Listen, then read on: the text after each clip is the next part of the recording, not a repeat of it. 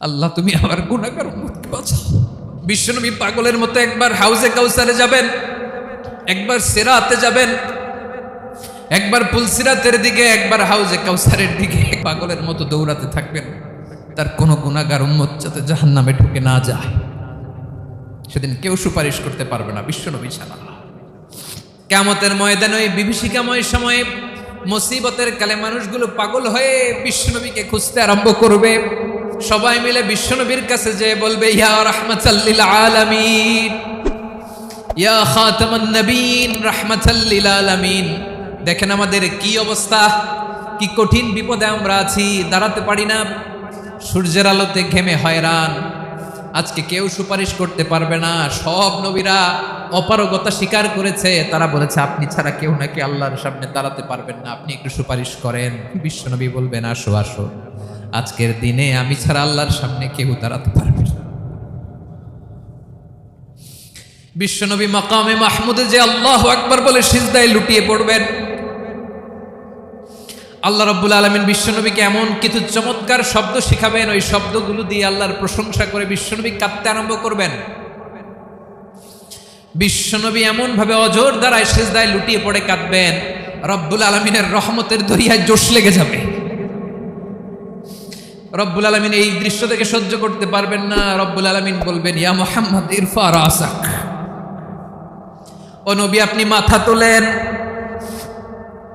মাথা তোলেন, আপনার কান্না আমি সহ্য করতে পারি না। নবী আপনি মাথা তোলেন, সাল তুতা, আজকে আপনি যা চাবেন তাই দেব। নবী আপনি সিজদা থেকে মাথা তুলেন, সাল তুতা, যা চাবেন তাই দেব। ওয়াশফা তুশাফা, যার জন্য সুপারিশ করবেন তার সুপারিশ। যে বিভীষিকাময় সময়ে প্রত্যেক নবী বলেছেন আমি পারবো না, প্রত্যেক নবী বলেছেন নফসি নফসি, আমার কি হবে আমি জানি না, আল্লাহ আমারে বাঁচাও। প্রতিটি নবী বলবে নফসি নফসি, আল্লাহ তুমি আমারে বাঁচাও, আমারে বাঁচাও। বিশ্বনবী মাথা তুলবেন, তুলে বলবেন রব্বি হাবলি উম্মতি, আল্লাহ তুমি আমার গুনাহগার উম্মতকে বাঁচাও। এই দুনিয়ার বুকে রব্বুল আলামিন সব নবীকে একটা করে দাওয়া মুস্তাজাবা দিয়েছেন, মানে যে দোয়া করলে কবুল হয়ে যায় সাথে সাথেই। দাও বিহা, দুনিয়ার সব নবীরা ওই দোয়াটা দুনিয়ায় করে ফেলেছে। সব নবীকে আল্লাহ একটা করে দোয়া দিয়েছেন, নবী দোয়া করলেই কবুল। সব নবীরা ওই দোয়া করে ফেলেছে দুনিয়াতে। বিশ্বনবী বলেন আমি করি নাই। ওয়া ইন্নী আখতাবিউ দাওয়াতি শাফাআতান লি উম্মতি ইয়াউমাল কিয়ামাহ, আমার ওই স্পেশাল দোয়াটা আমি দুনিয়ার বুকে কঠিন বিপদে পড়েও কোনোদিন করি নাই। আমি আমার স্পেশাল দোয়াটা কিয়ামতের দিন আমার গুনাহগার উম্মতকে সুপারিশের জন্য রেখে দিয়েছি। আল্লাহ বলবেন নবীর ফারাসাক, মাথা তোলেন, আর কাটবেন না। বিশ্বনবী মাথা তুলবেন, আল্লাহ বলবেন সাল তুতা, আপনি যা চাবেন তাই দেব। ওয়াশফা তুশাফা, সুপারিশ করেন, সুপারিশ কবুল করব।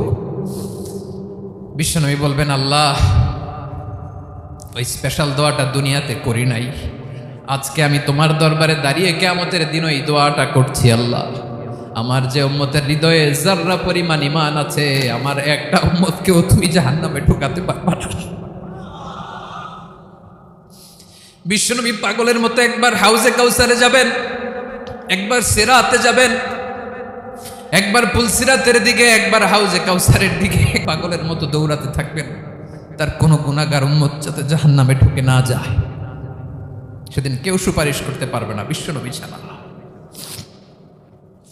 এজন্য ৫ নম্বর আল্লাহ বললেন মান যাল্লাযী ইয়াশফাউ ইনদাহু ইল্লা বিইযনিহি, কার সাহস আছে, কার এত বড় বুকের পাটা কিয়ামতের কঠিন দিন আল্লাহর সামনে দাঁড়িয়ে সুপারিশ করবে?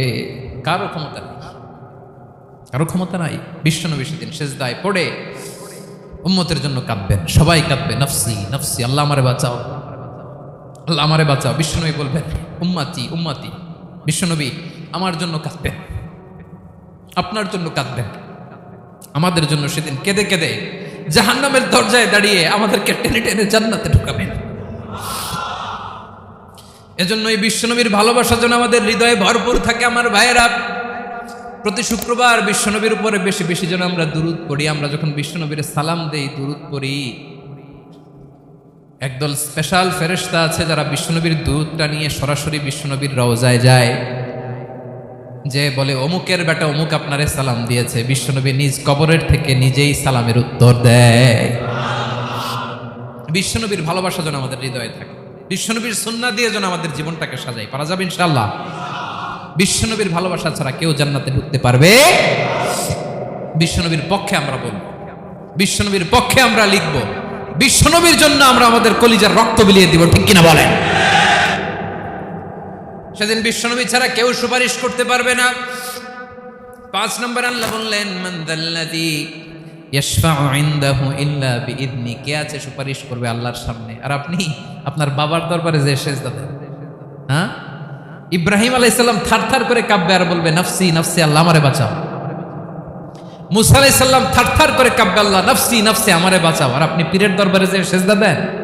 কোথায় আছেন আপনি? খবরদার, কেউ বাঁচাতে পারবে না। যাকে ইল্লা আল্লাহ যাকে অনুমতি দেন, বিশ্বনবীকে দিবেন, নবীদেরকে দিবেন, এরপরে আল্লাহ তার স্পেশাল ওয়ালিদেরকে, মুত্তাকিনদেরকে, শহীদদেরকে, সিলেক্টেড বান্দাদেরকে দিবেন। কিন্তু কাকে দিবেন, কার জন্য দিবেন, দুনিয়ার কেউ জানে না একজন ছাড়া, তিনি কে? আল্লাহর ওয়ালিদেরকে, নেককার লোকদেরকে আল্লাহ সুপারিশের অনুমতি দিবেন। কিন্তু আপনি যারে মানেন, যার পায়ে সেজদায় লুটিয়ে পড়ে থাকেন, তারে যে আল্লাহ দিবেন, এটার কোনো গ্যারান্টি আছে? কথা বলেন। এজন্য জপতে হবে একজনের নাম, আওয়াজ করে বলুন, তিনি কে? আয়াতুল কুরসির 5 নাম্বার কথা হচ্ছে, সেদিন কেউ কারো উপকারে আসবে না, সুপারিশ করার সুযোগ পাবে না, আল্লাহ যাকে অনুমতি দেয় তিনি ছাড়া।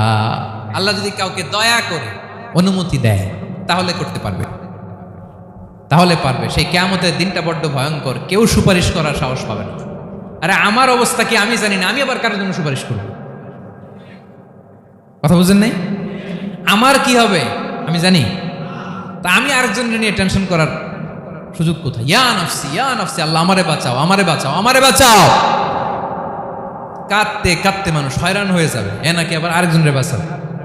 বিশ্বনবী বলেন, বিশ্বনবী একবার ছাগলের রান খাচ্ছিলেন, রান খেতে খেতে বিশ্বনবী বলেন, আনা সাইয়্যিদুন নাসি ইয়াউমাল কিয়ামাহ, আমি কিয়ামতের দিন সর্বশ্রেষ্ঠ হব, মানুষের মধ্যে সর্বশ্রেষ্ঠ সেরা আমি বিশ্বনবী। আলহামদুলিল্লাহ পড়েন।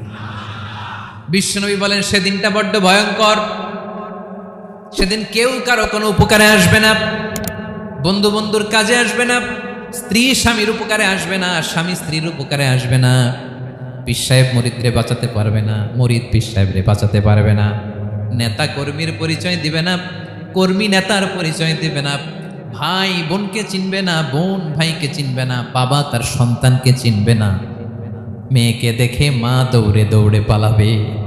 বড্ড ভয়ঙ্কর দিন। বিশ্বনবী বলবেন, জমিনটা এখনকার মতো থাকবে না, পুরো জমিনটা সমান হয়ে যাবে, ফ্ল্যাট। এখন তো গোল, তখন ফ্ল্যাট। সবাই এক জমিনের উপরে দাঁড়াবে, সূর্যটা মাথার কাছে চলে আসবে, সূর্যের গরমে মানুষের মাথার মগজ গলে গলে কানের ছিদ্র, নাকের ছিদ্র দিয়ে বেয়ে বেয়ে পড়বে। সবাই হয়রান, পেরেশান, ক্লান্ত শ্রান্ত। মানুষগুলো বলবে বাঁচার কোনো উপায় নাই। 50,000 বছর মানুষ এরকম দৌড়াবে, চিৎকার করবে, কাঁদবে, বাঁচার কোনো উপায় নাই। সবাই বলবে, আল্লাহ যদি বিচারটা শুরু করতো, যা হবার হবে, আগে বিচার শুরু করুন। বিচারই শুরু হয় না, বিচার শুরু হইতেই 50,000 বছর। আল্লাহ, 50,000 বছর, 5,000, 15,000 না, 50,000 বছর এরকম যাবে। মানুষগুলো কাঁদতে কাঁদতে বলবে, চলো আমরা আদম আলাইহিস সালামের কাছে যাই, যেন আল্লাহর যে সুপারিশ করে, আল্লাহ আপনি বিচার শুরু করেন। কিয়ামতের ময়দানে সবাই মিলে সাইয়েদনা আদম আলাইহিস সালামের কাছে যেয়ে বলবে, ইয়া আবাল বাশার ইয়া আউয়ালাল আম্বিয়া, ও আদম নবী, আপনি দুনিয়ার বুকে প্রথম নবী, আল্লাহ নিজ হাতে আপনারে 60 হাত লম্বা করে বানিয়েছেন, আপনার সম্মানে ফেরেশতাদেরকে সেজদা দিতে বলেছেন, দুনিয়ার প্রথম নবী, প্রথম মানুষ আপনি, আপনি আল্লাহর যে সুপারিশ করেন যেন আল্লাহ বিচার শুরু করে। আদম আলাইহিস সালাম বলবেন, আমি পারবো না, কারণ আল্লাহ আমাকে একটা নিষিদ্ধ গাছের কাছে যেতে নিষেধ করেছিল, আমি ভুল করে এই গাছের ফল খেয়েছি। নাফসি নাফসি, আজকে আমার কি হবে আমি জানি না, আমি বড় লজ্জিত। আমারে যদি আল্লাহ জিজ্ঞেস করে কেন খাইছিলাম, আমার কোনো উত্তর নাই, তোমারে বাঁচামো কেমনে আমি? নবীরা থারথার করে কাঁপবে সেদিন। আদম আলাইহিস সালাম বলবেন, আমি পারবো না, মাফ করো আমাকে, আমি পারবো না, ওই যে ভুল করে গন্ধম খেয়ে ফেলেছি, নিষিদ্ধ গাছের ফল খেয়ে ফেলেছে, আমি বড় লজ্জিত, অনুতপ্ত। আমি পারবো না। আজকে আল্লাহ এত রাগান্বিত হয়েছে, আগে কখনো আল্লাহ এত রাগান্বিত হয় নাই, ভবিষ্যতেও আল্লাহ কখনো এত রাগান্বিত হবে না। আমি পারবো না। এক কাজ করো, তোমরা নূহ আলাইহিস সালামের কাছে যাও। কোন নবী? লোকেরা এবার পাগলের মতো দৌড়াতে দৌড়াতে আল্লাহর নবী নূহ আলাইহিস সালামের কাছে যেয়ে বলবে, ইয়া নবী আল্লাহ নূহ, আনতা আউয়ালুর রুসুলি ফিল আরদ, আপনি জমিনে প্রথম রাসূল।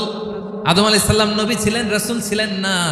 এই দুনিয়ার বুকে প্রথম রাসূল ছিলেন আল্লাহর নবী নূহ আলাইহিস সালাম।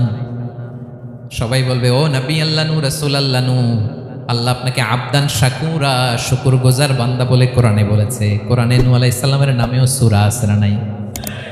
আপনি আল্লাহর প্রিয় বান্দা, প্রিয় রাসূল। দেখেন আমাদের কি দশা, ঘামতে ঘামতে শেষ। জমিনটা তামার জমিন, সূর্যটা মাথার কাছে, কি করবো আর পারি না। ঘামতে ঘামতে আর কত ঘামবো, কত দাঁড়িয়ে থাকবো।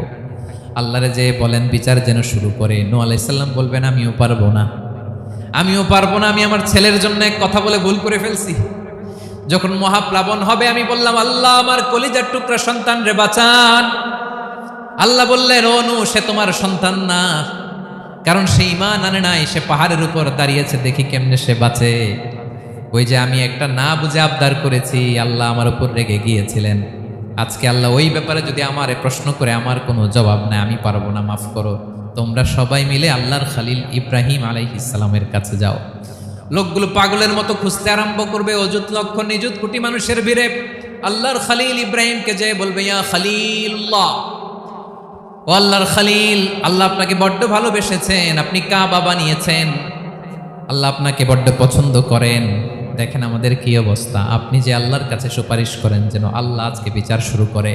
আল্লাহর নবী ইব্রাহিম বলবেন, আমিও পারবো না। আমি আমার জীবদ্দশায় 3টা মিথ্যা বলেছি। কয়টা? আসলে মিথ্যা না, একটু টুইস্ট করে, কৌশল করে কথা বলেছিলেন, ওইটাকে হাদিসে মিথ্যা বলা হয়েছে। আমি জীবনে 3টা মিথ্যা বলেছি, জীবন বাঁচানোর তাগিদে কৌশল করে 3টা কথা বলেছি। আজকের এই কঠিন ময়দানে আল্লাহ যদি ওই 3টা কথার ব্যাপারে জিজ্ঞেস করে, লজ্জায় আমি মাথা দেখাতে পারবো না, আমিও পারবো না।